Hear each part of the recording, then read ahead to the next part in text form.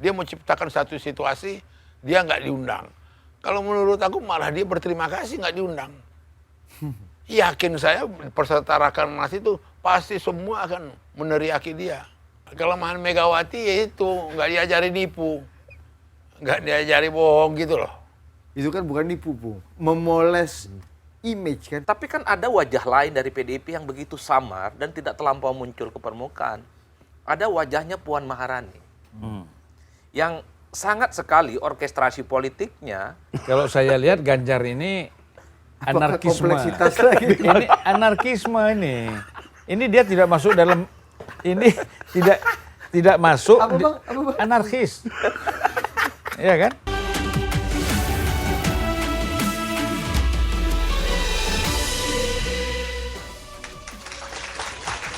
Oke, selamat malam Dinda. Gimana Kanda Presiden? Nah, ini kita permainan politik dunia persilatan nih semakin hangat saat ini. Hangat-hangat kuku. Iya, mulai dihangatkan lagi. Betul, minimal di kuku ya. Iya, Di ini bagian tergantung kuku. orang ini mau ngompor-ngompori atau enggak. Betul. Dan kayaknya kita hari ini, saya nggak tahu ya, bersama menteri-menteri kita hari ini Pak Presiden, apakah akan ada kesejukan Yoi. atau akan ada justru suhu yang lebih menghangat? Anda ini dramatis sekali ya dalam pembukaan ini ya. Iya. Jangan-jangan pembisik di sekitar kekuasaan ini juga gitu. Padahal kejadiannya Biasa biasa aja. Tapi Iya. karena dibumbui Iya. dengan standar broadcast yang dramatis kayak Anda ini. Karena Emosikan. karena gini Pak Presiden, setelah pemilu ini, ya kan, para pemain-pemain ini kehilangan mainan. Udah selesai permainan ini. Siapa pula yang mau kita ganggu kan? Siapa pula yang mau kita menangkan kan? Fluid udah bunyi, dibunyiin lagi fluidnya. buat Betul, mulai, kan? betul. Jadi kita coba bahas beberapa persoalan ini ya. Ya. Kali ini sudah bersama kita ya, salah satu bagian dari kabinet kita, terutama di bidang penegakan hukum. Ya, dan di negara sebelah, beliau ini adalah co-founder dari sebuah partai politik. Oh iya Iya, benar. co-founder. Co-foundernya ya. Iya, co-founder. Pendiri PDI Perjuangan Iya. di negeri Indonesia. Di negeri bayangan ini Jaksa Agung kita. Woi, paten juga Jaksa Agung ini ya. Apa pasalnya? Apa pasal? Kau jangan main pasal kau. Bersama Opung Panda. Gimana Opung? Baik. Nah, sebelum Opung kasih perspektif, kita ada ini nih, Dinda dari presentasi Lampung, ya. Dinda Kaset Pres ini, Dari Lampung. dari Lampung. Mainkan Dinda. Selamat malam Bapak Presiden dan Wakil Presiden Bayangan. Kali ini tentunya saya akan melaporkan nih bagaimana dinamika pergerakan politik dari partai politik pemenang pemilu legislatif di Indonesia. Apalagi kalau bukan PDI Perjuangan. Jadi partai pimpinan Ibu Megawati Soekarnoputri ini saat ini tengah menjalani rangkaian rapat kerja nasional dari tanggal 24 Mei sampai 26 Mei ini. Banyak tentunya pihak yang tengah menunggu apa ya kira-kira hasil dari Rakernas PDIP kali ini khususnya terkait posisi Partai Banteng di pemerintahan Prabowo Gibran mendatang. Apalagi setelah PDIP dan Presiden Joko Widodo sudah tidak sejalan lagi atau yang sering disebut Menteri Agama Kabinet Bayangan kita Adi Prayitno yang bilang sudah ada talak 3. Tapi yang jelas Presiden Jokowi tidak diundang nih untuk bisa hadir di Rakernas PDIP. Saat ditanyakan oleh wartawan, Pak Jokowi cuma bilang ditanyakan ke yang mengundang, jangan tanya ke saya. Nah, yang jelas DPP PDIP sudah siap dengan jawaban kenapa tidak mengundang Presiden Joko Widodo. Ketua Steering Committee Rakernas, Jarod Saiful Hidayat menyatakan bahwa Presiden Joko Widodo tampak sibuk dan menyibukkan diri. Jarod menyebut bahwa partainya juga tidak mengundang Wakil Presiden Ma'ruf Amin. Jarod juga mengatakan bahwa agenda dari Rakernas PDIP kali ini hanya untuk kalangan internal saja. Jadi artinya ini Pak Jokowi sudah bukan bagian dari internal PDIP atau gimana nih ya? Nah, kalau sang ayah tidak diundang, Wakil Presiden terpilih Gibran Rakabuming Raka juga mengaku siap untuk hadir di Rakernas PDIP jika diundang. Gibran masih menganggap bahwa jika hubungannya antara PDIP dengan Presiden Jokowi ini baik-baik saja. Hal itu ia sampaikan saat menanggapi pertemuan antara Presiden Jokowi dengan Ketua DPP PDI Perjuangan Puan Maharani di World Water Forum beberapa waktu lalu yang berlangsung di Bali pada 19 Mei. Saat itu Puan juga enggan menyebutkan apa sih sebenarnya isi percakapan pribadinya dengan Presiden Joko Widodo. Jadi saat itu Bu Puan atau Mbak Puan hanya bilang itu adalah rahasia. Nah, kira-kira apa ya nih ya isi percakapan rahasia antara Puan Maharani dengan Joko Widodo? Kalau dari terawangan Presiden dan Wakil Presiden bayangan, kira-kira udah dapat bocorannya belum? Ngomongin apa sih yang rahasia itu? Kita langsung aja ke Opung Panda. Gimana, Silakan gimana? Opung. Pertanyaan kaset pres tadi. Iya. Jadi yang pertama tadi apa dia bilang tadi? Udah tidak dianggap internal lagi Jokowi. Karena acara internal tapi nggak ada Presiden Jokowi. Jadi memang kehebatan Jokowi ini, dia bikin satu drama-drama, dia bikin satu gerakan-gerakan yang kemudian orang mengambil kesimpulan yang bisa tersesat. Jadi, ya ambil contoh. Dia tahu betul apa yang dia lakukannya kepada PDI. Bagaimana dikhianati PDI. Bagaimana dia beralih dari Ganjar ke Prabowo.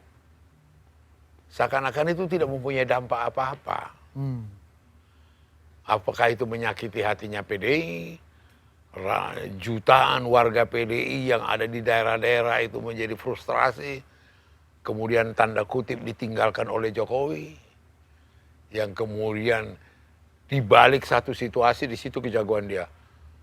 Ya pasti kalah lah lawan Presiden Jokowi. Ngapain dilawan? Kalah sendiri. Diciptakan satu situasi sedemikian rupa, dia innocent, lugu, dan sebagainya. Kemudian kambing hitam, Megawati, PDI, dan segala. Opung, keluguan Pak Jokowi itu diciptakan menurut Opung? Ya kalau kita lihat udah sekarang makin kita bukan soal diciptakan lagi, dia lakoni. Udah dia nikmati gitu loh. Katakan Itu keluguan yang diciptakan atau keluguan genuine dari Pak Jokowi? Iya, keluguan yang bisa jadi image dia gitu loh. Jadi secara sadar dilakukan? Iya, sadar. Tapi kemudian orang sudah mulai mengenal gitu, udah tahu. Oh, anak saya baru 2 tahun jadi wali kota. Ya lihatlah pengalamannya. Apa sudah ini. Nanti kemudian udah loh kok jadi? Namanya juga ini. Nah, tunggu Opung. Opung sebagai politisi dan PDI Perjuangan sebagai partai lama yang sudah memberikan banyak kontribusi dan juga banyak pemimpin-pemimpin dan politisi-politisi untuk negara ini tentunya sudah punya pengalaman untuk menghadapi berbagai macam orang. Termasuk pengalaman ditipu ini? Menghadapi berbagai macam orang, Din. Makanya pertanyaannya sebenarnya apa yang membuat Opung dan kawan-kawan PDI dulu 2014 itu bisa percaya dengan keluguan yang diciptakan tadi? Loh kita nggak bisa melihat dia 2014 sebelumnya waktu wali kota. Kemudian dulu waktu emang gubernur. Iya. Dan kemudian ambil salah satu contoh pengalamanku pribadi lah. Apa nggak saya jatuh hati sama dia? Aku asal ngomong sama dia, dia ambil blog note, dia catatin. Kayak murid yang paling apa. Dia. Opung sur. Iya, langsung dia ambil blog note gitu, dia catatin. Dari Mas Jokowi, bahaya kekuasaan itu ada begini, dia catatin. Aku ada cerita apa, dia catatin. Juga terharu lah. Kena hati Opung ini kan. Iya, ini pengalamanku langsung sama dia. Bukan saja waktu gubernur, waktu presiden. Dia langsung ambil buku catatan, catat. Itu salah satu teknik keluguan dia. Oh itu teknik itu, nggak benar-benar butuh nyatat sebenarnya. Iya lama-lama jadi ke situ kesimpulan saya gitu loh. Teknik keluguan jadi kesimpulan. Iya dulu memang betul keluguan. Iya dulu, sekarang udah jadi itu teknik. Pak Jokowi yang jago atau Opung yang tertipu? Iya. Ya bersamaan lah. Bersamaan. Nah, Jadi sama itu sekarang narasi, ya gitu. bagaimana nggak diundang ke apa? Ya ini terima kasih, gitu loh. Dia nggak kasih tahu, saya kan harus terima kasih sama PDI, udah apa saya wali kota, gubernur, sama presiden, gitu. Tapi kemudian dia apakan? Terima kasih. Itu teknik lagi tuh. Teknik. Nah, Sekarang udah mulai kebaca dia punya ini. nah Bola, dia punya bola. dalam konteks Rakernas ini, Pung, di mana Pak Jokowi waktu kemarin terakhir pengumuman Ganjar Mahfud sendiri Pak Jokowi nggak ada karena di luar negeri. Ini ada waktu di mana memang sengaja tidak ada Pak Jokowinya di Indonesia. Kali ini juga ada forum besar ya, World Water Forum gitu di Bali gitu ya. Apakah memang Pak Jokowi yang secanggih itu ya mengatur waktu untuk bisa menghindari proses-proses PDIP, atau justru PDIP-nya yang memang sengaja menghindari kehadiran Pak Jokowi? Nah, dijawabnya lebih paten usai jeda. Kami akan siapkan.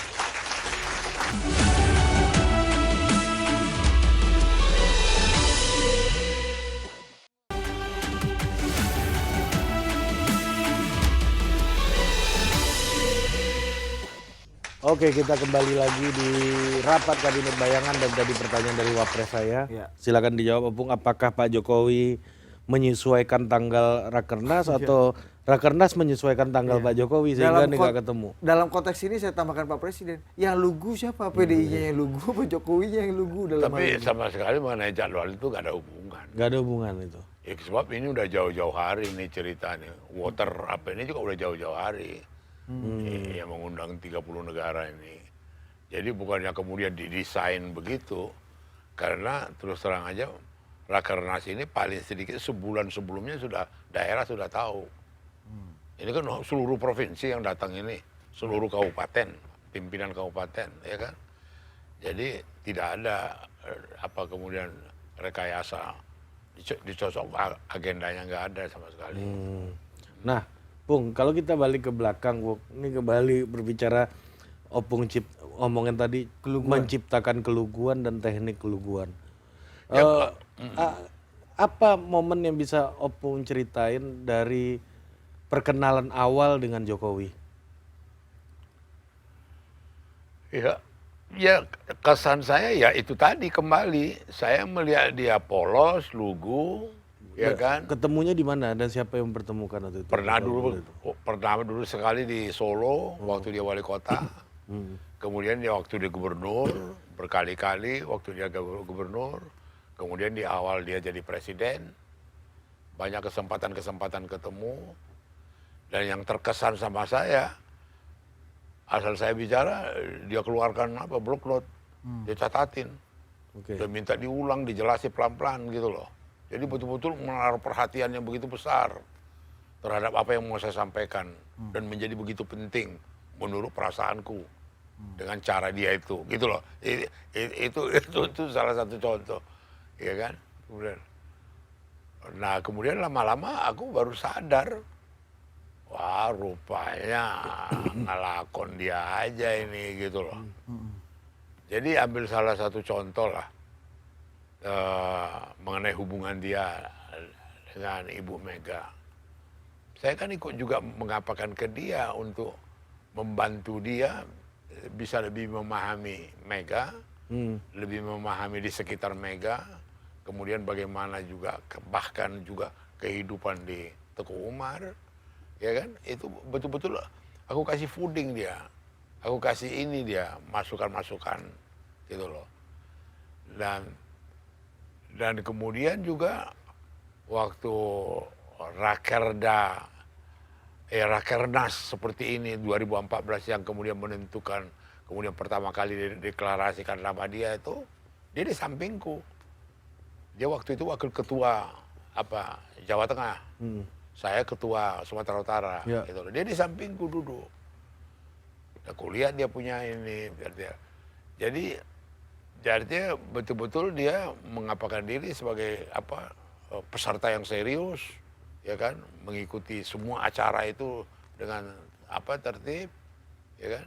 Dan waktu itu status dia wali kota, gitu loh. Gubernur. Apa pikiran Opung ingin berjuang bersama Jokowi dulu itu apa? Kan Opung bisa dikatakan dulu salah satu pendahulu menyuarakan Pak Jokowi jadi presiden ketimbang bahkan lebih dulu ya daripada Bu Mega. kita Bahkan merindu, sebelum Bu Mega ya. Oh. ya kita merindukan pemimpin yang sederhana, yang polos, yang kelihatannya lugu, ya kan?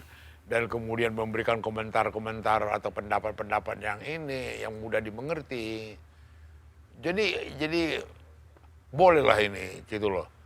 Paten lah ini, kayak idola lah ini, gitu loh. Itu aja waktu itu. Jadi, dan kemudian juga terus terang jujur waktu itu media juga ini. Dia media darling juga pada waktu itu, Ya. ya kan? Jadi Opung pun terharu. Iya. Percaya. Jadi, iya, waktu dia masih gubernur, mau campaign untuk mau presiden, saya bawa dia ke Medan Sumatera Utara. Ya kan, saya lihat itu antusias rakyat itu menyambut dia, gitu. Makin meyakinkan saya, ini tokoh Oke. yang apa ini, gitu loh. Dan di situ Opung menemukan keluguan yang otentik dari Iya, Pak Jokowi. Iya. Itu maksudku gini, setelah melihat refleksi waktu sekarang, Pung, apakah Opung merasa bahwa sejak awal memang Pak Jokowi itu betul-betul memainkan keluguan tadi bahasa Pak Presiden dan Opung, atau memang Pak Jokowi yang memang berubah di tengah jalan menjadi tidak lugu lagi dan jauh dari keluguan otentik yang Opung kemudian jatuh hati pada waktu itu? Saya lebih percaya berubah di tengah jalan. Saya lebih Untuk percaya. tidak mau bilang Opung pernah tertipu sejak awal gitu ya? Enggak, bukan begitu. Saya lihat dia jadi berubah. Ini Jokowi yang amanah nih, gitu loh. Apa yang bikin dia berubah, Pung? Kan Opung udah ingatkan 3 dendam tadi Loh, puasa. ini aja terus terang kayak aku di Sabar Petir, ada satu typhoon yang tiba-tiba yang dia beralih dari Ganjar. Itu betul-betul di luar komputerku, di luar akal sehatku, di luar nalarku, di luar di luar dari dunia tipu menipu, gitu loh. Pak, dan tak ngomong. Tak ngomong bahwa dia tidak lagi Ganjar. Ya. Bayangin tuh. Rakernas seperti ini, nanti itu dia masih ngomong. Tadi saya bisik-bisik. Ya, saya bisik-bisik. Nanti setelah dilantik, lakukanlah ini. Bukan dikatakan saya bisik-bisik, nanti setelah saya terpilih dan dilantik. Langsung dia lantik.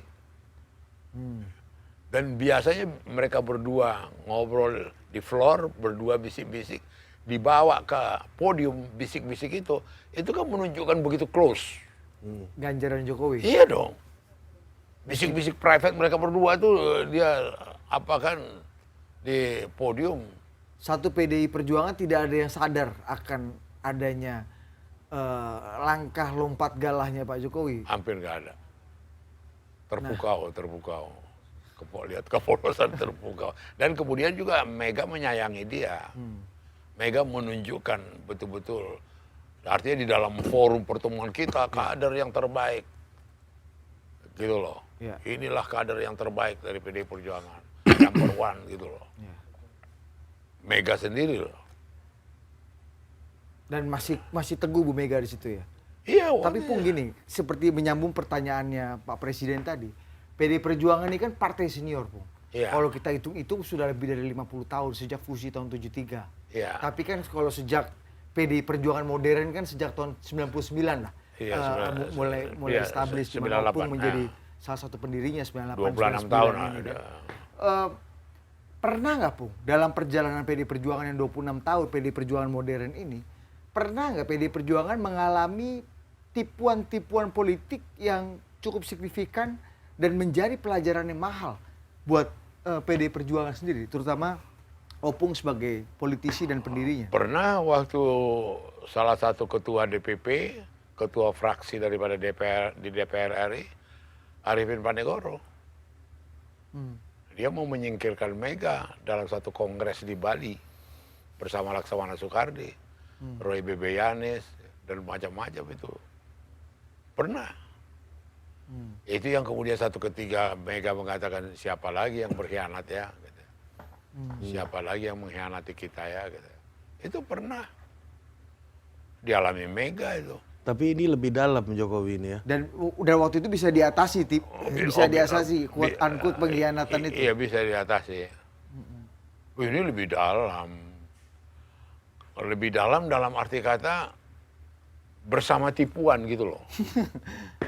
Jadi bersama bareng sepertinya mencalonkan siapa?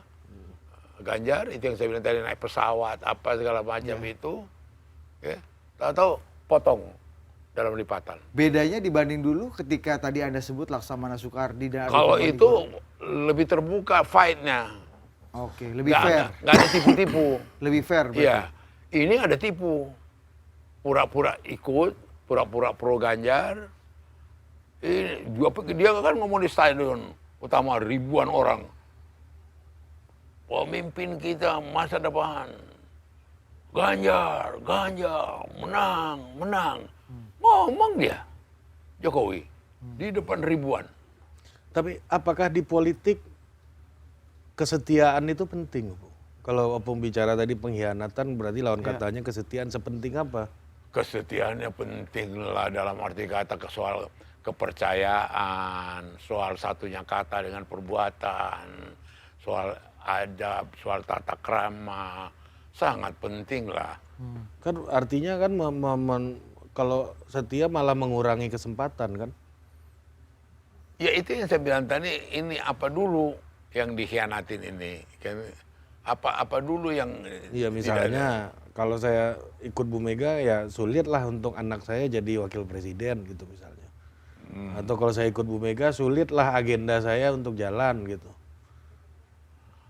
Nah, saya lebih respect kepada Laksamana Soekardi sama Arifin Panigoro. Itu di depan saya di meja makan di Jalan Teguh Umar. Pak, kita harus demokrasi dong. Saya bisa maju dong jadi calon ketua umum. Oh silakan, kata Taufik Kimas. Gitu loh, aku saksi. Fair. Gitu loh. Jadi tidak kita dengar ada rapat-rapat gelap. Kemudian Arifin Panigoro dan Laksamana berkonspirasi. Mau mengapa? Nggak ada. Oke, jadi datang tampak muka, Iya, pulang tanpa itu punggung. fair. Ini si kawan ini enggak. Oh, Ganjar. Bukankah itu Ini, strategi politik yang wajar aja, Bung? Agak juga lah, hari mana politik apa, di kampung pun nggak ada begitu. Pemilihan kepala desa pun tak ada gitu. Nggak ada. Nggak ada lah levelnya. Masa, Bung? Iya nggak ada dong segitu. Kita dukung, kemudian di belakang ditusuk. Nggak ada. Dulu Opung juga pernah bercerita kalau tidak salah, Ibu Megawati dan PD Perjuangan pernah menghadapi pengkhianatan yang sama ketika pemilihan presiden pada tahun 99. Pemilihan presiden di MPR. Iya. Katanya juga ada pengkhianatan dan tipu menipu yang juga Ada. tak kalah tajam. Iya. Apa bedanya dan coba diceritakan Ini soal dulu, Akbar Bung, Tanjung nih peristiwa misalnya. zaman dulu. Itu sangat berbeda dari kubu yang berbeda. Nah, dulu ceritanya gimana, Bu? Mungkin bisa di-share kepada publik. Jadi waktu itu karena saya juga terlibat sebagai pimpinan fraksi waktu itu, ikut juga berunding. Kemudian juga saya punya hubungan khusus juga dengan Akbar. Karena dulu kami sama-sama di Medan, satu sekolah dasar. Dan dia sekelas dengan adik saya, Asmara. Ada hubungan itu. Dia waktu itu ketua dari Golkar, ketua Golkar. Berambisi menjadi ketua DPR. Ngomong sama Mbak Mega segala macam supaya didukung 100 kursi tambah ke dia. Dengan janji 100 kursi pemilihan presiden untuk Megawati. Gitu loh. Oke. Ternyata tidak dia penuhi itu. Terakhir dia katakan ke saya, waduh Panda, saya nggak sangka banyak kan yang di Golkar itu orang-orang HMI. Apa hubungannya? Mereka itu nggak menerima perempuan jadi presiden. Hebat kali kau, gue bilang. Wah, kau ini tipu-tipu begini. Aku masih gambarkan dia. Kau seperti nangkap kau sebenarnya bisa pakai apa? Pakai dia belut campur oli, nangkapnya mesti pakai pasir gitu loh. Tangan pakai pasir. Nggak boleh gitu dong Akbar katanya. Ya habis bagaimana kata kan. Kalah lah Mega. Meskipun PD Perjuangan sudah mendukung Bang Akbar jadi Loh ketua iya, DPR. iya. Apa yang menyebabkan PDI Perjuangan dan Bu Mega termasuk Opung sendiri quote unquote ya mudah ditipu waktu itu? Bukan Maksudnya bisa ditipu, nggak mudah lah. Bisa ditipu. bukan mudah. Suasana kebatinan waktu itu karena baru reformasi, kemudian ada euforia bersama, ya kan, sama-sama menggulingkan Soeharto, mengganti Soeharto segala macam.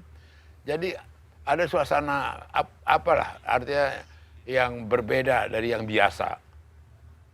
Jadi dan kita tidak terbayang akan ada tipu menipu. Bedanya sama Masih sekarang? percaya ya. Hah? Bedanya sama sekarang? Ini Lebih canggih mana? lebih canggih yang sekarang. Kalau dulu langsung telak ketahuan kan, itu main hak, nggak pakai minggu itu. Hari ini hari apa langsung kelihatan ya kalah, ya kan. Kalau ini kan manuver-manuver dulu. Berarti lebih canggih dong, lebih paten. Lebih paten ini ban hitam QQ nih, caranya Jokowi ini. Siapa mentor dan gurunya, Bung? Sehingga Ya, beliau ini lebih paten dan ban apa- hitam QQ ini. yang kurang. Dijawabnya lebih asik di segmen berikutnya. Kita akan segera kembali.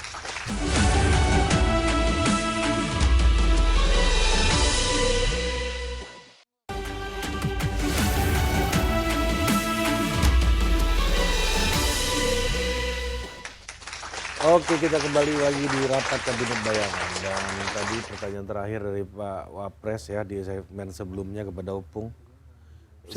Seperti apa tadi pertanyaan Anda? Saya pikir politisi paling paten yang saya kenal tuh namanya Opung Pandanababan.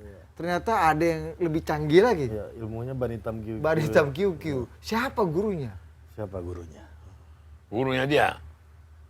Bisa juga itu ilmu dapat dari dia sendiri, bisa. Bisa juga dapat dari dia sendiri. Iya bisa. Apa itu semacam satu proses kimiawi dalam dirinya menghasilkan itu. Karena begini ya, itu yang saya lihat. Kenapa aku kagum dan kecanggihan segala macam, outputnya tetap menguntungkan dia. Misalnya, ya pantas dong kalah. Presiden dimusuhin. Orang baik dimusuhin. Ya kalah dong PDI. Gitu loh. Jadi sedemikian rupa yang dia khianati, yang dia bohongi, yang dia apa itu nggak muncul di permukaan. Tapi Opung, pertanyaannya kan banyak yang berpandangan bahwa keakraban Bu Mega ya yang dipersepsikan publik menjadi penghinaan bagi Pak Jokowi. Kalau Opung bilang kan Bu Mega ini karena akrab sama orang jadi dia ngomongnya ceplas-ceplos dan Ya itu bahasa sayang ya. dan apa adanya ngomongnya karena sudah akrab gitu kan. Yang kemudian dipersepsikan publik itu sebagai serangan kepada Pak Jokowi secara terbuka gitu. Nah, menurut Opung ada evaluasi nggak dari cara berkomunikasi Bu Mega kepada Pak Jokowi ini dari akses yang dihasilkan dari persepsi publik? Disinilah keahlian daripada Jokowi. Di luar dugaan sama sekali dan mengagumkan, dia bicara, Ibu Megawati itu ibu saya. Jika ada perbedaan-perbedaan biasalah antara bapak dengan antara ibu dengan anaknya. Siapa yang nggak terharu dengar itu, ya kan? Dan kemudian dia katakan lagi bahwa ibu menyayangi saya, ibu membantu saya, membina saya. Siapa nggak terpukau? Dan dia ucapkan itu resmi, ya kan? Ya kalau ada apa-apa ya biasalah antara anak dengan ibu. Itu menjawab apamu tadi, gitu loh. Nah cuma kemudian keahlian dia bisa punya side effect atau punya akibat yang lain yang kemudian menguntungkan dia. Tapi tidak untuk Bu Mega dan PDI Perjuangan dalam hal ini. Tidak, itu ambil contoh. Kok sampai tercipta image PDI Perjuangan memusuhi Jokowi? Padahal dianya ini sama dengan ini sekarang. Dia menciptakan satu situasi dia nggak diundang. Kalau menurut aku malah dia berterima kasih nggak diundang. Yakin saya peserta Rakernas itu pasti semua akan meneriaki dia. Pasti akan semua mencomokan dia, mengejek dia. Kalau jadi datang dia nanti Rakernas, karena mereka ini sangat sakit hati semua, begitu dia berkhianat, begitu dia beralih tidak dengan Ganjar. Itu sangat menyakitkan itu. Saya waktu itu ke Jawa Tengah, saya ke Sumatera Utara, saya ngomong tuh, Pak, kita 2 kali melawan Prabowo, memenangkan Pak Jokowi. Kok sekarang kita lain memenangkan Prabowo? Ya kan? Ini gimana nih Pak? Begitu mereka tahu kemudian Jokowi mengapakan anaknya, lebih terpukul lagi. Gitu loh. Jadi Iya. Tapi gimana Opung menjelaskan apa ya? Pak Ganjar itu justru kalah di kantong-kantong utama PDI Perjuangan selama ini. Loh iyalah, kantong-kantong ini sudah digarap habis-habisan, pakai bansos, pakai duit, pakai money politik, ya apa yang kagetin, apa yang mengherankan. Dengar aja banyak kesaksian itu. Dikasih berapa, 500.000 lah, dikasih inilah. Berarti artiannya masa pemilih PDI Perjuangan Ya rontok. bukan rontok, yang pragmatis. Dengan situasi Pragmatis. ekonomi yang sulit begini, dikasih 500, ya mereka mau. Ada lagi yang 1 juta. Ada lagi yang dapat beberapa kilo beras, gula dan segala macam, minyak. Iya. Apa enggak? Jadi kelemahan rakyat itu atas kebutuhan materi dimanfaatkan. Nggak kaget kita. Pung, bagaimana kalau ada anggapan, Pung? Saya mau tanya pendapat Opung. Ada anggapan bahwa jangan lawan orang yang dipersepsikan baik. Ya. Pak Jokowi selama data yang kita peroleh Dari berbagai survei. dari berbagai survei, approval rating atau persepsinya itu tinggi sekali. Persepsi baiknya tinggi sekali dipersepsikan orang. Approval rating 75% di atas. Terus? Artinya orang yang dipercaya baik Pak Jokowi gitu. Opung bagaimana pendapat Opung tentang adagium tadi? Pendapat bahwa jangan pernah kau lawan orang yang dipersepsikan baik. Sama. Ya disitulah kelihayan kejagoan dia menjadi ada image itu. Ya kan? Dia polos, lugu, nggak mungkin melakukan ini dan itu. Kemudian saya pikir ya, ada satu kisah yang bagaimana pengkhianatan yang namanya Judas Iskariot, murid Yesus. Ya kan? Dia bahagian keuangan daripada grupnya murid-muridnya itu. Terus bagaimana dia kemudian pas waktu mau menangkap Yesus itu, dia datang pegang obor, kemudian guru mencium Yesus. Beberapa detik sebelum ditangkap. Gitu loh. Jadi dalam hal ini banyak contoh, banyak sejarah. Jadi bukan juga satu hal yang baru, gitu loh. Jadi sekarang kejagoan dia aku harus akui. Image itu, approval rating dan segala macam itu yang saya bilang tadi. Kok Jokowi dilawan? Ya kalah dong.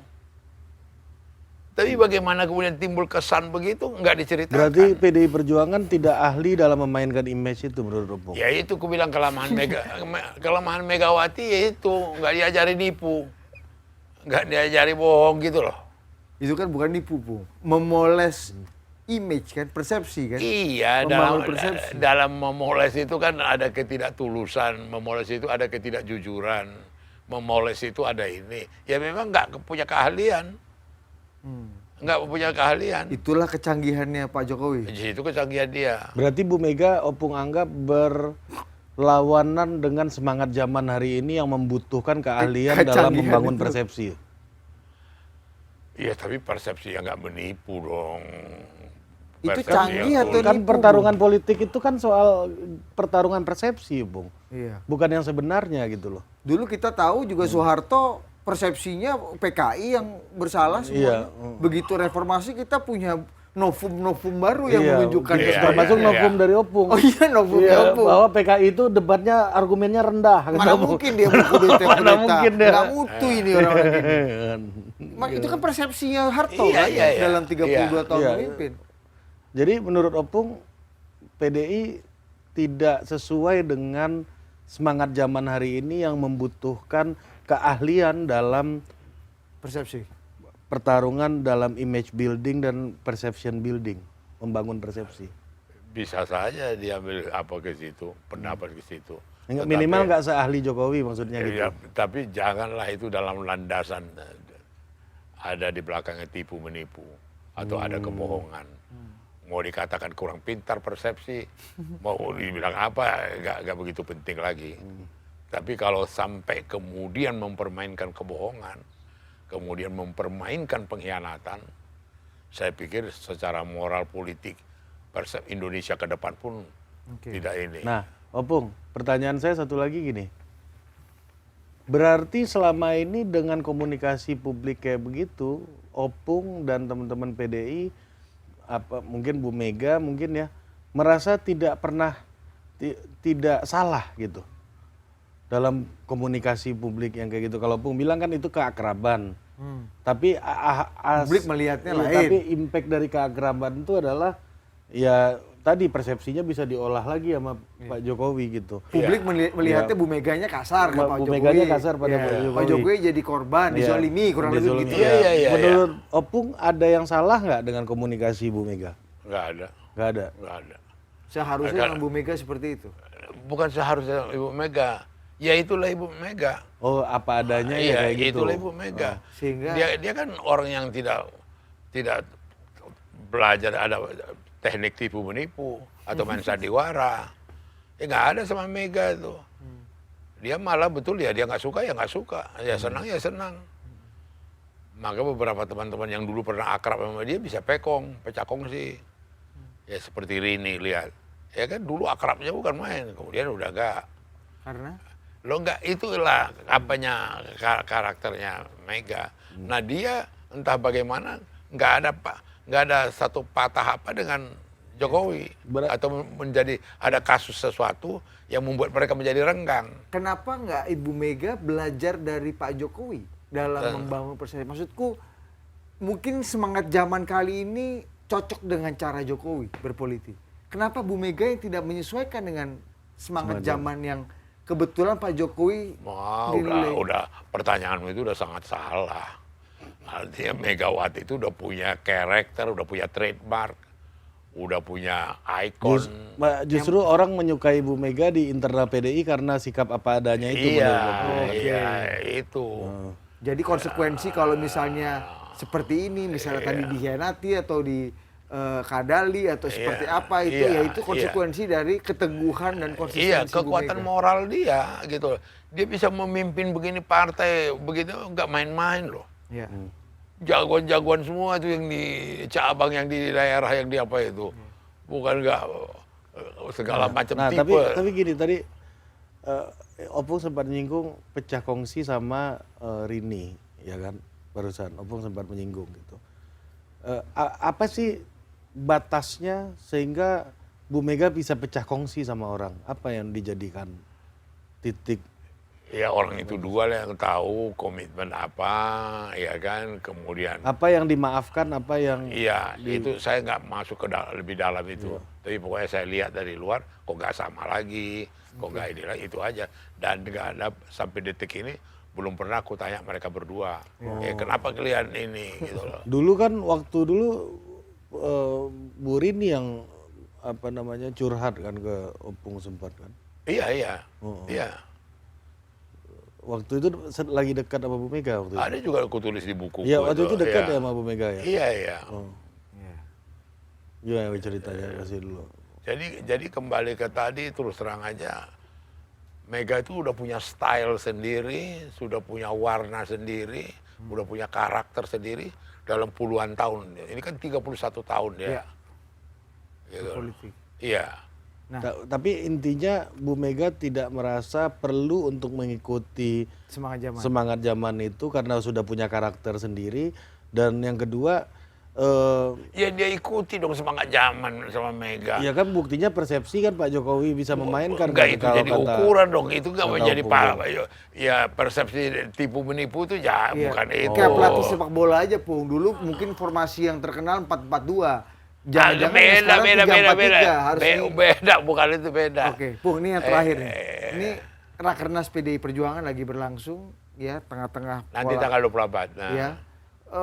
Apakah di Rakernas ini kita akan ditunjukkan keteguhan dan kekuatan karakter dari Ibu Mega dengan bersikap lebih tegas kepada Pak Jokowi di sini? Atau Bu Mega akan tetap menyimpan sebuah misteri? Jokowi sudah masa lalu dong, nggak ada lagi diapakan, dia udah habis di Oktober. Ngapain Rakernas membicarakan dia lagi? Nasib Pak Jokowi dan Bu Mega, menteri-menteri PDI Perjuangan masih ada dalam pemerintahan Pak Jokowi. Iya, itu kan Pak tinggal- Jokowi mungkin masih menganggap dirinya dan publik masih menganggap Pak Jokowi kader utamanya PDI Perjuangan, Bu. Kayaknya juga belum mengembalikan KTA. Seperti Bang, Iya, seperti keluarga Opung, Bang Iya, Ara iya, misalnya kan yang udah mengembalikan KTP Bang Ara kan. Bu? Iya. Iya maksudku, apakah kita akan melihat karakter dan keteguhan hati Bu Mega seperti yang Opung katakan di Rakernas Untuk bersikap tegas kepada Pak Jokowi yang sudah dianggap masa lalu? ya sudah bersikap tegas dengan ini tidak diundang itu kan sudah sikap Mega itu. Cukup di situ saja. Loh enggak, itu contoh indikator loh. Dan saya pikir Jokowi juga tahu diri. Kok aku nggak diundang ya? Kok aku nggak dianggap lagi ya? Ini kan peristiwa nasional, peristiwa penting, peristiwa ini dalam kehidupan partai. Ini sekali setahun ini Rakernas ini. Adalah etape-etape daripada Kongres. Gitu, tahun depan udah Kongres. Kalau saling Artinya seorang pejabat publik kader partai yang tidak diundang dalam Rakernas itu juga bentuk dari sudah habisnya hubungan partai dan seorang Iya sudah kader dong, itu. udah nggak dianggap lagi dia. Iya, itu maksudnya. lu gua N. kalau Ya, bahasa anak udahlah muda sekarang. selesai lah. Tapi apakah kalau memang sudah saling tidak menganggap satu sama lain menurut persepsi Opung ya, secara de facto. Kenapa juga Bu Mega tidak berusaha, ini pertanyaan yang berulang-ulang kali pasti ditanyakan ke Opung. Kenapa Bu Mega juga tidak bersikap lebih tegas kepada menteri-menteri kader PD Perjuangan yang ada di kabinet? Sebagai tanda sikap bahwa aku kali ini berbeda dan berseberangan dengan kau. Tunggu dulu. Kita jangan campur adukan. Ini kan semacam satu komitmen kepemerintahan bersama. Jangan dilihat Jokowi pro ini atau anti. Ini kan pemerintahan bersama, koalisi yang dibangun bersama, menempatkan dari menteri-menteri yang berbeda-beda dari partai. Karena gini Pung, mohon izin banget. Dulu Sekjen PD Perjuangan, Sekjennya Opung, Pak Hasto, ketika melihat sikap Pak Surya Paloh dan Nasdem mencalonkan Mas Anies, itu ada semacam tagline ya, Biru keluar. out. Dia mengusulkan dan meminta Nasdem secara besar hati untuk keluar dari Menarik kabinet, menteri-menterinya. menarik menteri-menterinya setelah berbeda dengan Pak Jokowi. Iya, itu Kenapa itu tidak- konfigurasi dalam satu permainan politik itu. Tapi yang mau saya gambarkan bahwa apapun ceritanya, ada beberapa orang, beberapa partai, beberapa ini waktu membangun pemerintahan Jokowi sampai 2024. Kan? Nah sekarang dalam hal ini, maka itu juga PDI Perjuangan tidak langsung langsung tarik semua menterinya dan segala macam.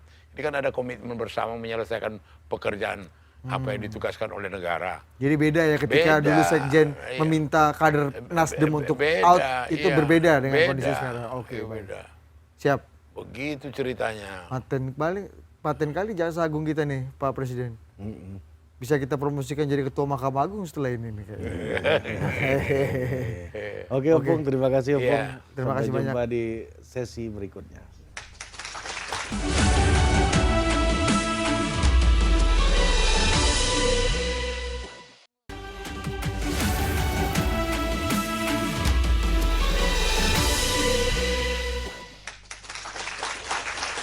Oke, kita kembali lagi di Rapat Kabinет Bayangan dengan dua narasumber kita abang-abang. Iya, ini menteri-menteri jangan lupa. Ya, menteri-menteri, tapi menteri yang abang-abang. Oh iya benar.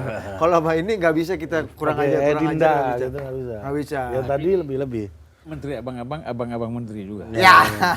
Ya kalau macam-macam, aku potong karir kau. Ya bisa gitu ya. Menteri potong karir wapres bisa. Karena ini abang-abang pada prinsipnya. Dan Bang Zulpan kacamata paten juga ya Pak. Kacamata Menteri. paten. Ini kacamata paling canggih di dunia. Di se-Asia Tenggara. Ya, bisa Lewat tembus Kamboja dikit ada yang lebih canggih tembus lagi. pandang. Aku sebutkan nanti apa yang dalam kau itu. Oke, kita langsung aja. Menteri Agama dan Kepala BIN kita. Ya, kita mulai dari pertanyaan pertama. Betul, silakan Dinda. Soal Rakernas PDI kita ke Menteri Agama dulu. Ini udah bilang talak 3, talak 3. Dokter Adi Pre ini kan, gimana nih? Ini apa namanya? Kalau kita itu dalam kehidupan sehari-hari perceraian itu kan biasanya ada sidangnya dulu kan, Ya. biar fakta-fakta terungkap. Ada pembelaan, ada ya, pembelaan, pledoi. berkeadilan. Tapi kalau udah diam, nggak saling undang dan lain-lain ini udah dibilang sah secara negara dan agama atau gimana menurut Adi Pre ini? Ya, saya kira secara agama sudah sah, secara negara sudah sah. Dua-duanya sudah sah, Pak. Indikasinya apa Pak Menteri Kan Agama? belum ada sidang. Makanya bagi saya ini bukan talak 3. Kalau talak 3 itu kan ada proses peradilan, Iya, pembuktian, siapa yang salah, siapa yang benar, dan kemungkinan rujuknya bisa terjadi loh. Karena masih bisa didamaikan. Ada mediasi, misalnya salah satu pasangan kawin dengan yang lain, cerai, baru ketemu lagi. Bagi saya persoalan Jokowi dan PDIP bukan talak 3 lagi, Pak. Ini N bin wassalam. Kalau N ini mirip-mirip talak 3. Kalau ditambah wassalam semakin tebal ketidakmungkinan untuk rujuk. Oh, ini N bin wassalam ya? N bin bukan wassalam. kepala bin wassalam ya? Bukan. Jangan sampai kepala bin wassalam. Jangan. Kan ada sebutan yang menebalkan. N berakhir, bin dan wassalamnya semakin tebal.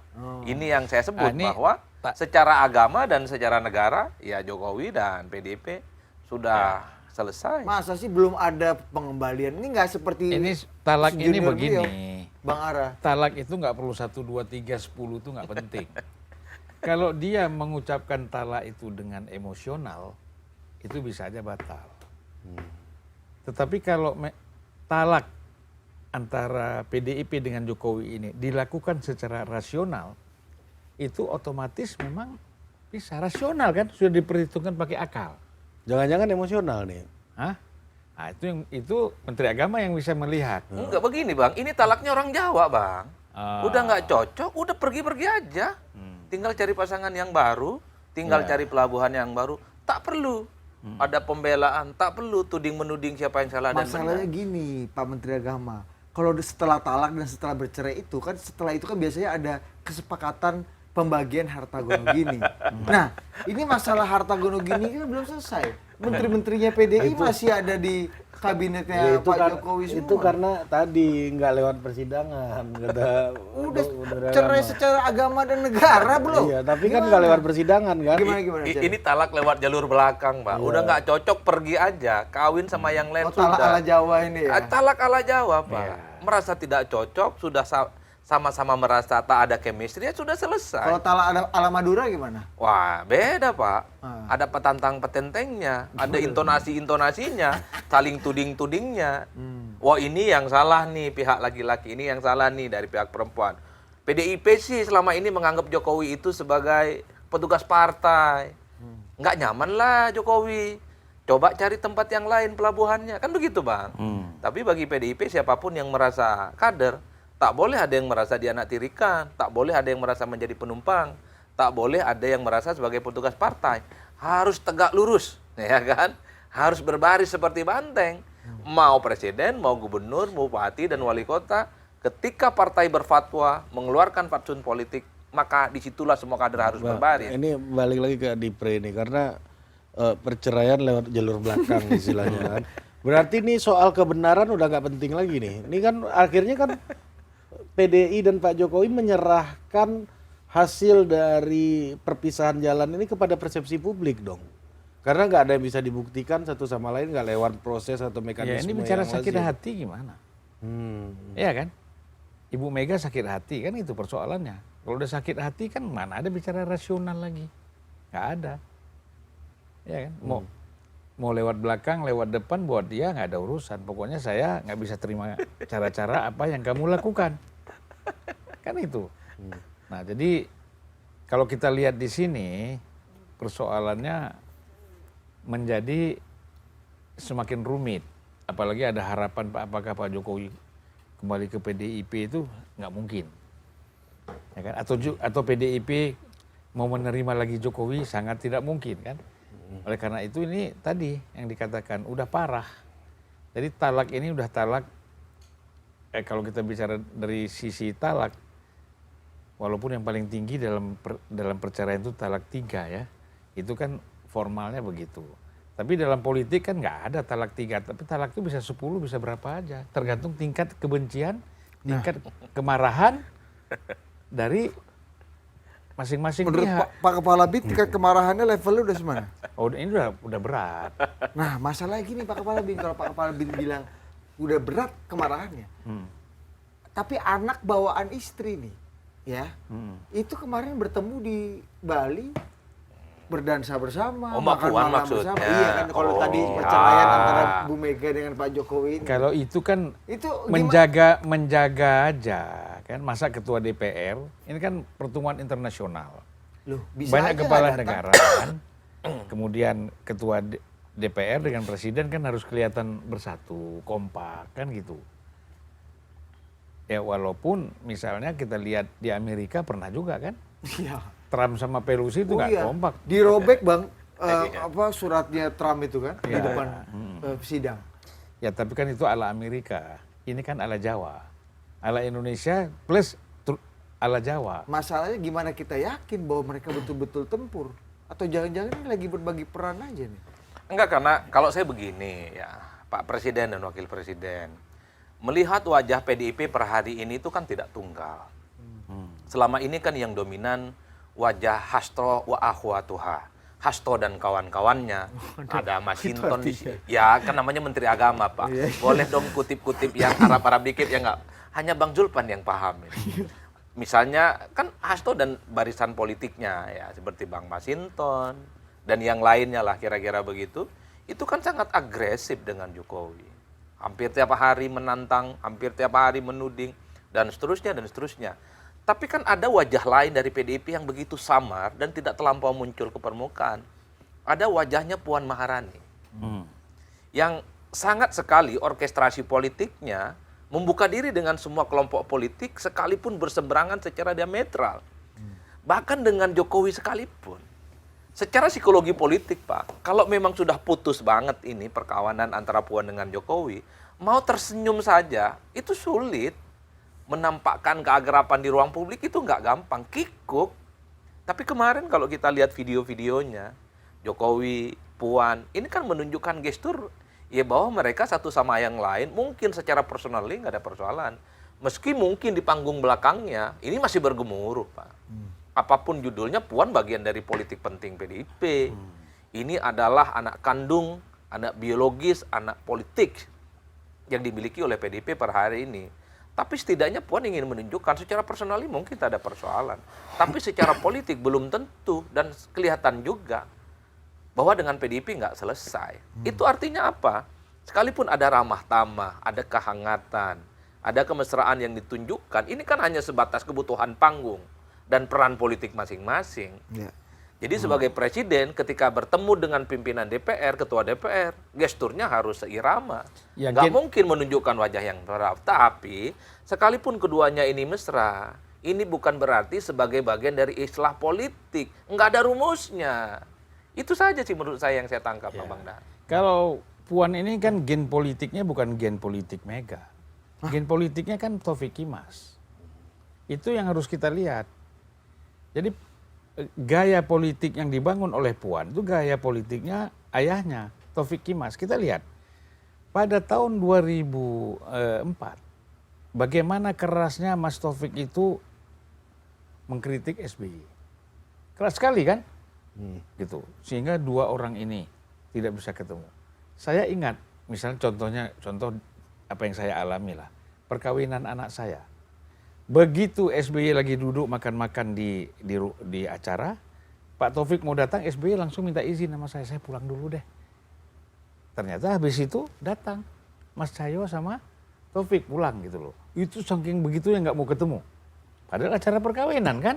Hebat abang bisa mempertemukan ini ya satu tempat ini. Nah jadi kalau saya berpikir bahwa akhirnya SBY melobi antara Taufik Kimas dengan SBY, ya kan di situ ada perannya Pramono Anung ya, beberapa orang lagi Hajrianto, Tohari misalnya, tokoh-tokoh PBNU semuanya, tokoh-tokoh NU di DPR, siapa tuh yang kemudian jadi Menteri Agama itu? Kan yang P3, Lukman Hakim. Lukman Hakim. Akhirnya kan disepakati Mas Taufik menjadi ketua MPR kan pada periode SBY presiden. Padahal kita berpikir tidak mungkin itu terjadi, tapi mungkin. Nah, Meskipun Bu Mega masih sangat keras dengan Pak SBY waktu iya. itu.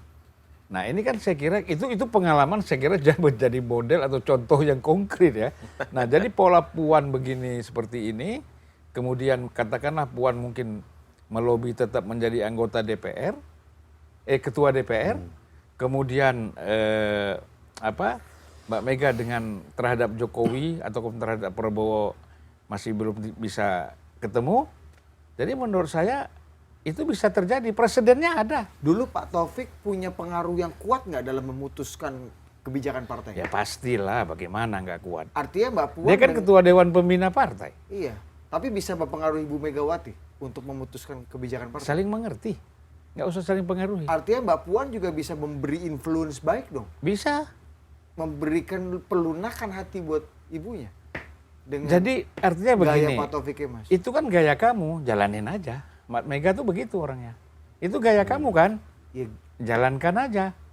Itu ya kalau ibunya tetap kekeh kan apapun gayanya Nah, mau disitulah dibalikan yang juga. orang harus paham bagaimana polanya Ibu Mega mengelola manajemen politik. Nah, bagaimana polanya Ibu Mega itu Bang? Dijawabnya usai jeda. Kami akan segera kembali. siap.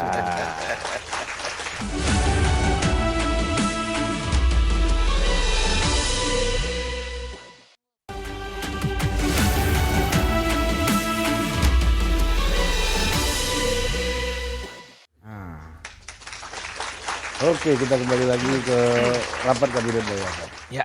Lanjut lagi tuh pertanyaan Pak Wapres. Gimana Pak Presiden punya arahan baru? Iya, itu pertanyaan Pak Wapres tadi aja dijawab Bang, silakan. Soal manajemen politik Manajemen Mega. Ya politik. Mega itu begitu. Mbak Mega ini sebenarnya kalau kita lihat pola politiknya itu nggak jauh-jauh dari Bung Karno juga. Balancing power.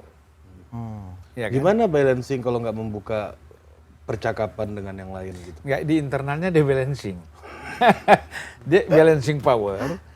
Dia memanage itu di internal partai. Ya kan? Misal. Ya misalnya ada Hasto, ada Puan, ada Nanan misalnya. Dia menjaga ini orang-orang ini nggak boleh bentrok nih. Tidak boleh konflik di dalam. Ya kan? Masing-masing menjalankan perannya sendiri. Masing-masing kan. Hasto silakan. Nana Hasto. Betapa orang sebel dengan Hasto. Ya kan? Begitu orang sebel. Tetapi kan Yang suka banyak. tidak ada dari Mbak Mega mengatakan kepada dia, kamu udah cukup dong, jangan ngomong lagi. Kamu udah pada sebel nih sama kamu. Ya kan? Dengan pola Nanan yang tenang kan, tidak pernah keluar suara, tapi di dalam kan pasti ada riak-riaknya kan. Nah, dengan Puan di luar melakukan soft approach kan, approach kepada soft politiknya ya. Jadi approach-nya kepada Jokowi, kepada Prabowo itu jalan. Mbak Mega juga nggak melarang. Buktinya berkali-kali kan. Kalau dilarang kan nggak terulang-ulang. Masa Puan kalau ibunya bilang jangan gitu, masa dia jalan. Berarti Mbak Mega ini memang mengelolanya menurut saya ini mantap. Berarti komunikasi wajah kompromistis PDI yang diwakilkan oleh Mbak Puan ini juga atas blessingnya Mbak Bu Mega berarti ya? Blessing secara tidak langsung. Artinya Mbak Mega sudah tahu automatically dia jalan gitu. Mbak Mega tuh sudah tahu potensinya Puan di sini, ya jalan aja. Potensinya Hasto yang modelnya begitu main bahasa-bahasa yang lugas, keras, silakan. Jadi bukan dia blessing, bukan dia menyuruh seperti itu. Memang pola kamu kan seperti itu. Dibiarkan. Lalu Dibiarkan. sikap Bu Mega sendiri seperti apa kalau semuanya dibiarkan gitu? Ya, Membaca Bu Mega dari yang mana nih? dia kan personal aja. Personal dia dengan Jokowi. Kan gitu. Ini kan bicara personal. ya, bahwa Ibu Mega tidak bisa menerima cara-cara Jokowi seperti itu. Jadi personal. Iya kan? Tapi saya begini ya, agak beda ya Bang ya. Pusing Anda kan? Agak pusing kan? Agak beda saya cara menjelaskannya. Beda apa pusing? Agak pusing dan beda. Semua didiamkan. Pusingnya kenapa? Kalau Pak Hasto ini kan sangat kelihatan mengorkestrasi sesuai tarikan napas elit-elit PDIP dan kader yang kelihatan marah, kader-kader PDIP itu kan dengan sikap politik Jokowi yang berbeda.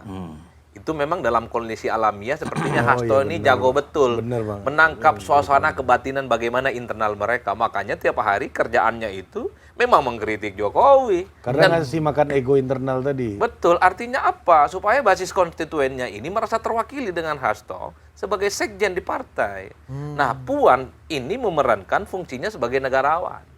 Apapun judulnya, posisinya sebagai ketua DPR, ini tentu tidak bisa seperti Hasto, Pak. Harus menjaga tutur kata, sikap politiknya, yang tentu setarikan nafas Terus dengan kan, pemerintah saat ini. bedanya Anda sama Bang Zulfan tadi apa? Itu sama bedanya aja. apa? Iya nggak sama. Iya, sama ini. Oh, sama ya? Sama Bedanya- dibiarkan. Sama-sama dia. Bedanya, Itu pertanyaan Pak Presiden tadi sikap Ibu Mega yang mana? Kalau saya melihat ini murni aja sikap politik Puan seperti itu. Ini murni sikap politik dari Pak Hasto. Karena dua-duanya ini dibiarkan, karena Puan sekalipun lunak ya, anggaplah lunak tidak menyerang, itu nggak ada apapun gitu. Sama, Bang. Sama ya. Gue ngerasa ada beda sikap. Tadi Anda bilang apa tadi? Saya agak beda. Dia agak beda dan bingung. Kelihatannya sama ini. Oh berarti sama.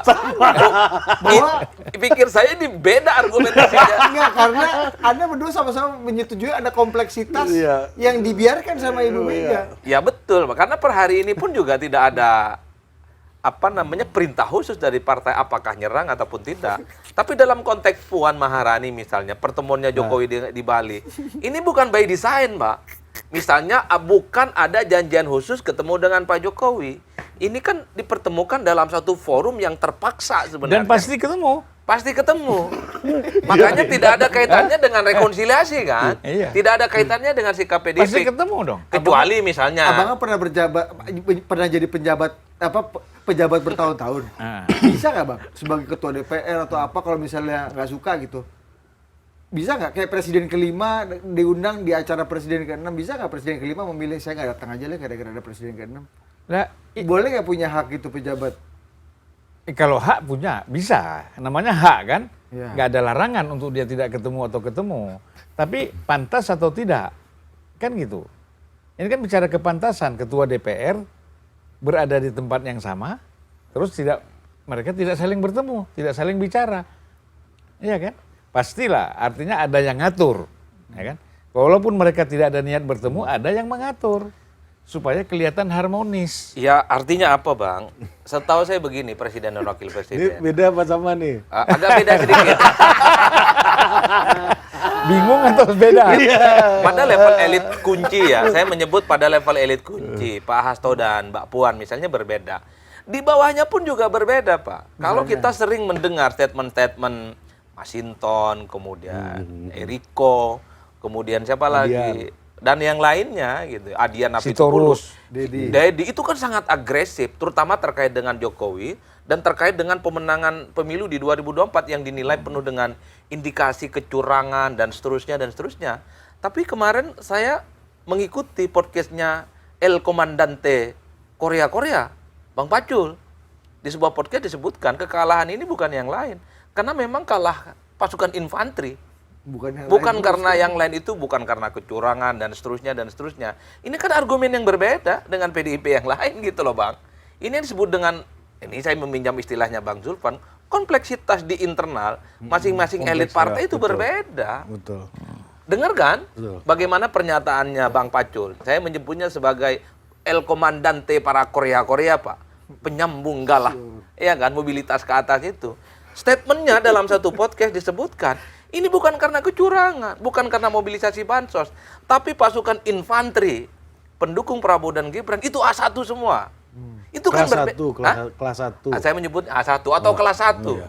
Beda dong dengan statementnya Masinton, kemudian Adian yang menuduh, udah ini orkestrasi Ya, tapi tangan-tangan berbedanya kekuasaan. itu kan sudah lama memang sejak terbentuknya kan sekarang kan disebut Korea, tidak disebut Dewan Kolonel itu. Enggak, maksudnya kan belum ada instruksi khusus nih Bang dari PDIP bahwa semua sikap politik kader dan elitnya harus sami'na wa ta'na satu Nah. nafas. Itu belum ada. Belum ada. Nah, ini pertanyaannya menurut Abang, kenapa menjadi mungkin di PDI hari ini ada orang seperti Mas Ganjar yang udah deklarasi oposisi?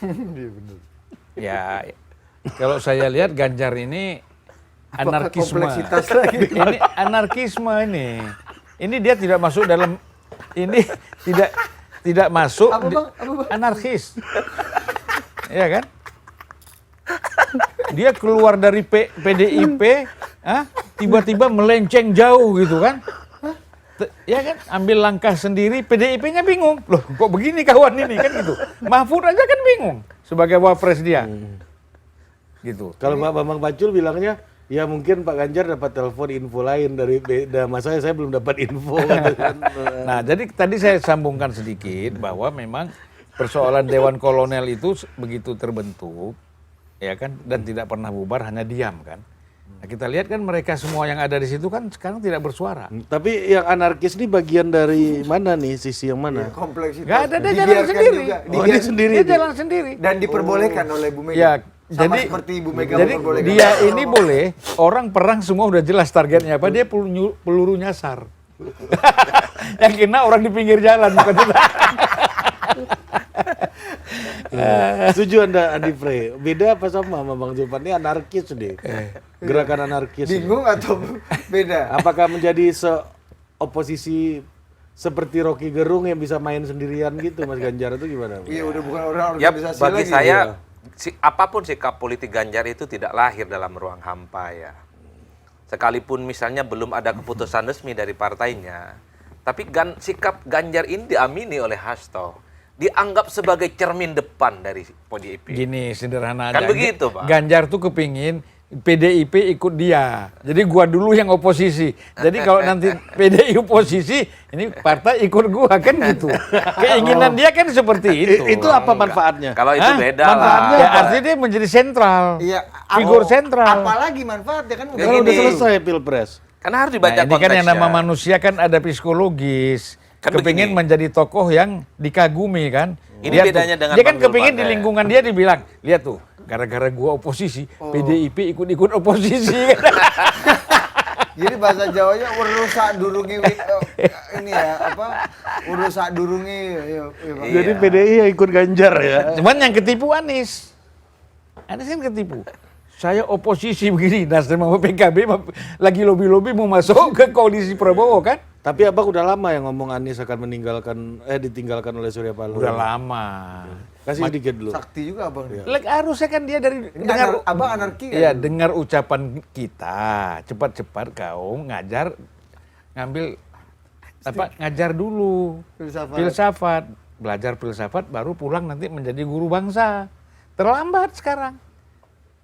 Malah mau maju DKI lagi kan? Ini lebih terpuruk lagi. Sudirman Said mau maju, pasti ngerus suara Anies. Iya kan? Kemudian siapa lagi yang mau maju? Udah. Anies. Hah? Orang PKS. Anies. Orang PKS. Dari PKS mau maju lagi. Syaroni maju. Saroni enggak lah, paling wakil. Tinggal dia milih jadi wakil siapa kan gitu. Ya Jadi Anda sama nggak sama Bang Zulfan tadi? Sama atau bingung? Enggak sih, beda kalau ini. Iya, Jadi bagi saya Ganjar itu ya merefleksikan sikap politik pribadinya, tapi dibiarkan. Oh, Karena itu bagian dianggap dari mewakili kemarahan kader-kader PDIP. Dianggap mewakili kekecewaan kader-kader PDIP yang 16% itu, Pak.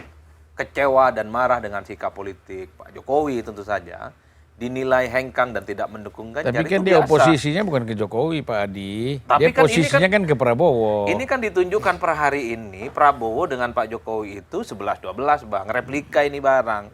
Nggak bisa dipisah-pisahkan meski setelah tanggal 20 Oktober kita tidak pernah tahu. Masih 11-12 ataukah 11-100 gitu loh Bang. Karena Iya. saking jauhnya jarak antara keduanya yang sudah tak lagi mesra.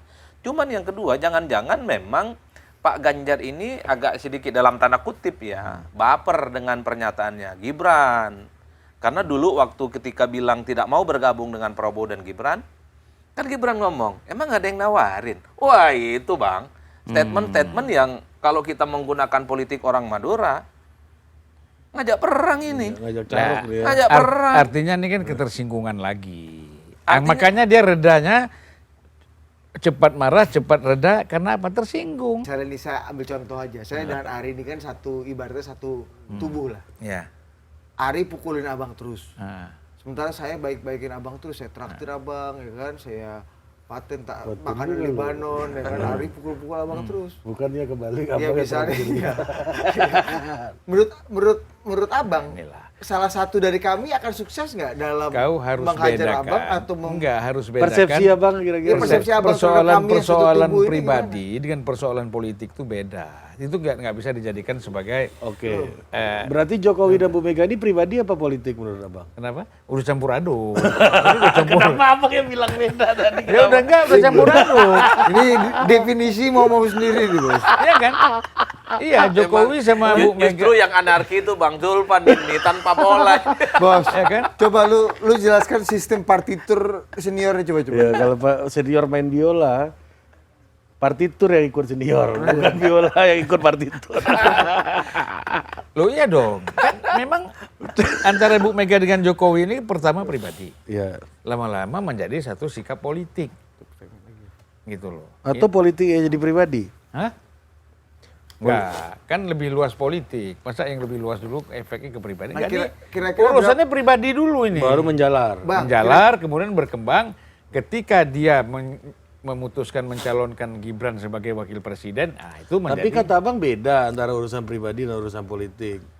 apa bedanya itu? Kalau orangnya sama nggak bisa beda. Ini kan orangnya sama. Jokowi juga, Mega juga kan, jadi nggak bisa dipisahkan. Berapa meter persegi perbedaannya bang? Dijawabnya usah jeda. Kami akan segera kembali.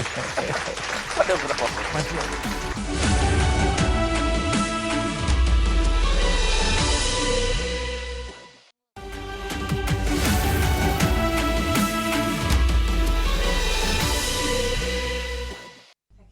Oke, barulah kita tahu tadi ada barang anarkis, barang liar, dan barang jinak. Kan?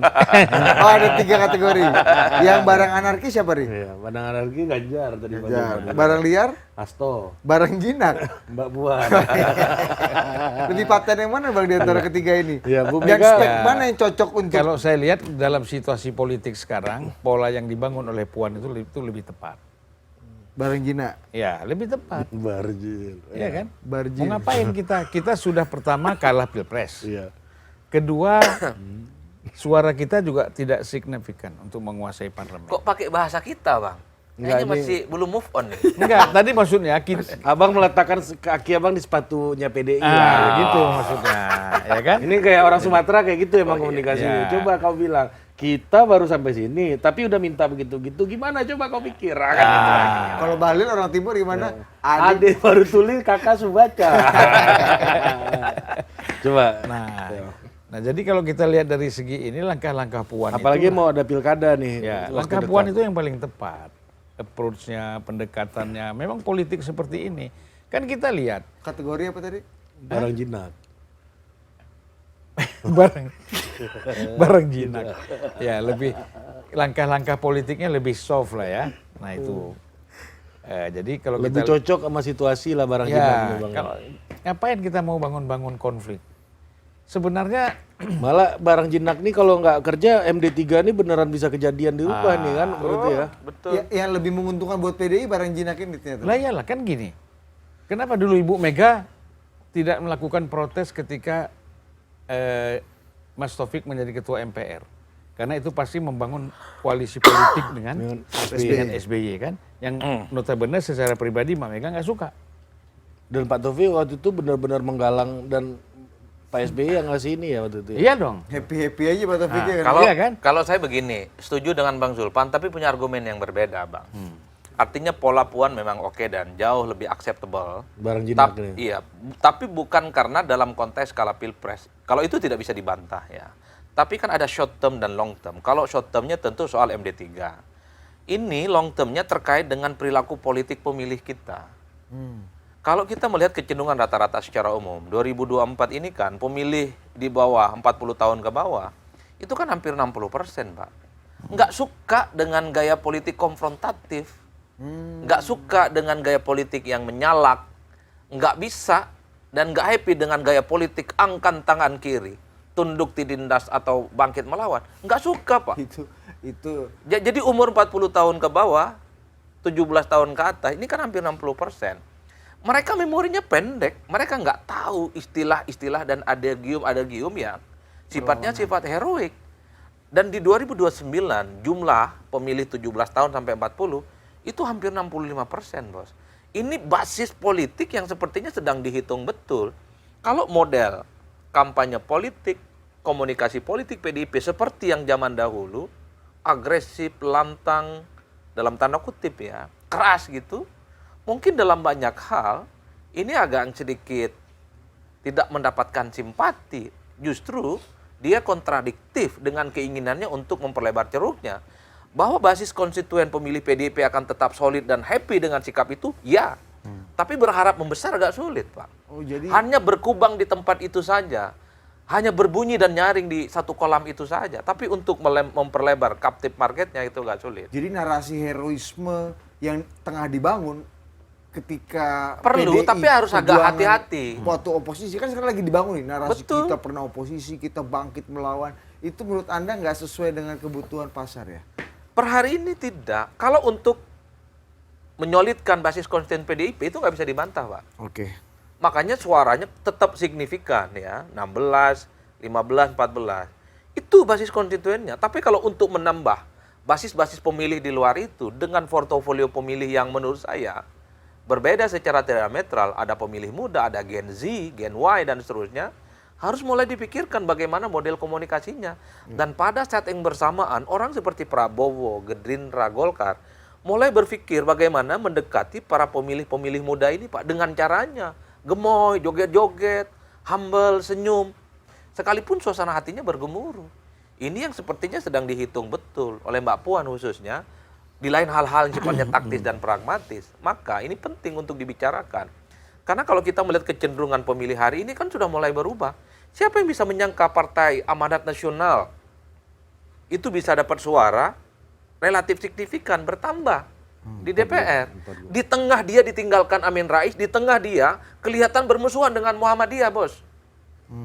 Yang dilihat dari PAN per hari ini adalah partainya anak muda, yang ada nyanyi-nyanyi dan goyang-goyangnya, yang itu sebenarnya basis konstituen lamanya nggak suka Muhammadiyah itu, Pak, yang sangat Islamis. Tapi PAN mampu menunjukkan tanpa Muhammadiyah sekalipun, PAN itu eksis, bukan hanya lolos parlemen, tapi suaranya tambah.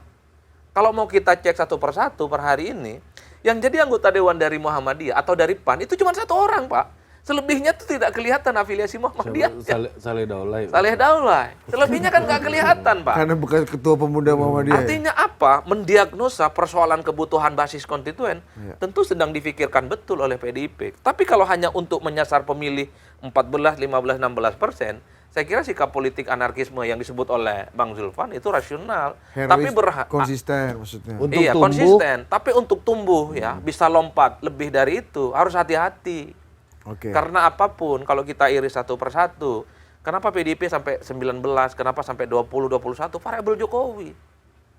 Makanya ketika Jokowi pindah, tidak mendukung PDIP, hilang suaranya yang 4% itu, Pak. Itu yang saya kira bahwa bagaimana membangun portofolio, satu sisi PDIP menyenangkan basis konstituennya, dan merambah pemilih-pemilih baru yang menurut saya, iman politiknya beda dengan pemilih generasi lama, itu perlu dipikirkan. Puan sepertinya sedang mulai memainkan peran itu. Bapak Presiden ini Gimana ini? Paten nggak? Paten nggak kira-kira? Paten nggak? Saya ingin menjelaskan Nah, begini. ini saya Di pertanyaan akhir dulu sambil Abang menjelaskan boleh juga. Pertanyaan pamungkas. Pertanyaan pamungkas. Fir'aun mikirin basis konstituen juga nggak, Bang? Mikir. Kenapa? Karena mengapa timbul tongkatnya Musa? Apa itu, Bang? Kan Musa itu kan punya tongkat. Kemudian digunakan tongkat itu untuk memakan ular-ular dukunnya kan. Salah satu konstituen Fir'aun itu adalah para dukun. Pada masa itu penyihir-penyihir. Ya, yang kemudian untuk menakut-nakuti Musa mengeluarkan ular. Tuhan bilang, kau lepas tongkat kau, dimakanlah tuh ular-ular semua. Nah, saya boleh ya jelasin tadi. Habis itu geser konstituen Fir'aun ini satu-satu. Itu gimana? mati. Oh. Kekuatannya di ular, ularnya dimakan. Aku nggak mau lanjutkan, kalau kau di Medan ketemu si A sama si B, kau hantam ular dulu apa-apa. Terus? Nah, jadi begini, politik Sebagai closing ya Bang, kita sudah habis waktu. politik ini kan seni, ya kan? War, politik itu kan war without gun kan? Kita perang tanpa senjata. Canggih juga masa Belanda Bang. Nah, ya kan? Jadi kalau kita bicara politik ini seni, oleh karena itu PDIP ini kan tadi ingin meraih semua. Meraih presiden, menang pileg, segala macam kan gitu. Tapi sekarang dia harus mikir, kita ini presiden nggak dapat. Berarti apa? Satu-satunya kesempatan kita yang ada Amankan adalah pileg, amankan DPR. amankan DPR. Nah ini kan yang saya katakan tadi yang dipikirkan oleh Mbak Mega dan Mas Taufik. Ya kan? Jangan sampai kita hilang semua. Nah, oleh karena itu tadi upaya yang terus dilakukan adalah dengan pendekatan-pendekatan tadi, Bola jinak. bola jinak tadi, bagaimana MD3 tidak dirubah, pemenang pemilu tetap menjadi ketua DPR. Itulah sebenarnya. Apa ya, biar tidak terjerumus di bola anarkis gimana? Ya anarkis itu nanti mati sendiri. Oh. Hasto tuh hilang sendiri. Itu Dia bola mati. Katanya liar. bola liar. Ya iyalah, bola liar, bola anarkis itu selesai udah. Bola liar tinggal ditarik aja. Disimpan aja. Ini beda paling 5 menit yang lalu. Ya. Ini beda. Gak apa-apa Bang. Bola liar kan tadi. Iya, benar, jelas. benar. Disimpan aja udah. Kau jangan kemana-mana lagi. Ditekuk Karena aja liar. ditekuk. Kalau ya kan? anarkis sudah Wah anarkis nih kacau udah. Yang bambu segala macam ditabrak. memolotov segala macam. Dipancung aja kalau bola anarkis. Iya. Oke, terima kasih kalau gitu Iya, Pak iya. Menteri Agama, Pak Kepala BIN ya. Ya, demikian rapat kabinet kali ini Pak Presiden. Dan tidak ada kesimpulan. Ya, Kita karena kesimpulannya Fir'aun tadi menang kalah lawan Musa ya. usah karena konstituennya dukun. Sampai jumpa lagi.